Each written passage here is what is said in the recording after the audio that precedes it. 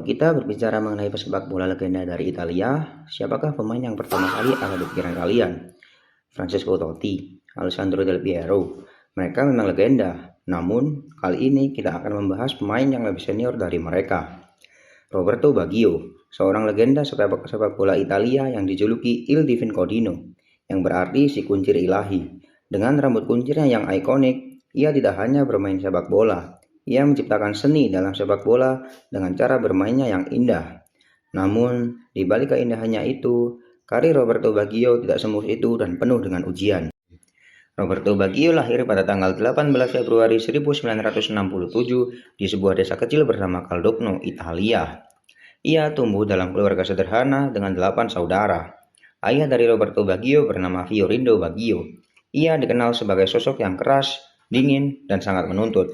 Adapun ibunya yang bernama Matilde Roth. Ibu dari Roberto Baggio adalah seorang ibu rumah tangga yang mengurus keluarga besarnya. Sejak kecil, tujuan hidupnya hanya satu, yaitu sepak bola. Ia bermain di jalanan, di lapangan tanah, bahkan di halaman rumahnya. Bakatnya mulai terlihat di usia yang sangat muda. Pada usianya yang masih 15 tahun, ia direkrut oleh klub profesional pertamanya. Namun, disinilah awal dari segala ujian berat yang Roberto Baggio alami. Pada usianya yang beranjak 18 tahun, hal yang sangat buruk menimpa Roberto Baggio. Ia mengalami cedera lutut yang sangat parah. Ligamen lututnya robek total. Bahkan, dokter meragukan ia bisa kembali bermain sepak bola. Roberto Baggio muda harus menjalani operasi dengan 220 jahitan. Dan yang lebih parah, ia kehilangan masa mudanya di ruang perawatan. Namun, bukan Roberto Baggio namanya jika ia sudah menyerah. Ia memilih untuk bertahan dengan menjalani operasi, terapi panjang, dan latihan keras. Ia percaya bahwa mimpinya belum selesai. Di saat itulah ia menemukan dan mempelajari ilmu spiritualitas Buddhisme Nichiren yang menjadi pelabuhan jiwanya. Ia belajar bahwa rasa sakit adalah bagian dari perjalanan. Pada akhirnya, ia kembali, bukan dengan kaki yang sempurna, tetapi dengan mentalitas seorang pejuang yang tidak lagi takut pada kerapuhan. Dari titik terendah itulah legenda mulai lahir. Karirnya mulai bersinar saat bermain di klub Fiorentina. Gaya bermainnya yang elegan, kreatif, dan penuh imajinasi. Penggemar sepak bola langsung jatuh cinta padanya. Baggio kemudian bergabung dengan Juventus. Di klub inilah karirnya mencapai puncak. Dribble indah, tendangan bebas mematikan, dan visi permainan luar biasa membuatnya memenangkan Ballon d'Or pada tahun 1993 dan membuatnya diakui sebagai pemain terbaik di dunia pada masa itu. Lalu datanglah Piala Dunia 1994. Ini adalah panggung yang disiapkan khusus untuk Roberto Baggio. Hampir sendirian, ia menggendong Italia ke final. Ia mencetak gol di fase gugur seolah-olah itu adalah hal termudah di dunia.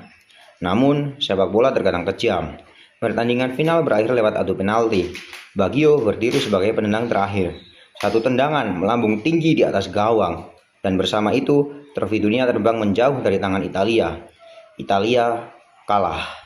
Setelah World Cup 1994, Baggio terus berjuang. Ia bukan lagi anak emas yang tak tersentuh. Ia menjadi pengembara. AC Milan, Bologna, hingga Inter Milan. Di setiap tempat, ia sering berbenturan dengan pelatih yang tidak memahami filosofi sepak bolanya. Marcello Lippi, Arrigo Sacchi, nama-nama besar yang pernah berselisih dengannya karena Baggio dianggap sebagai pemain yang sulit diatur dalam sistem taktis.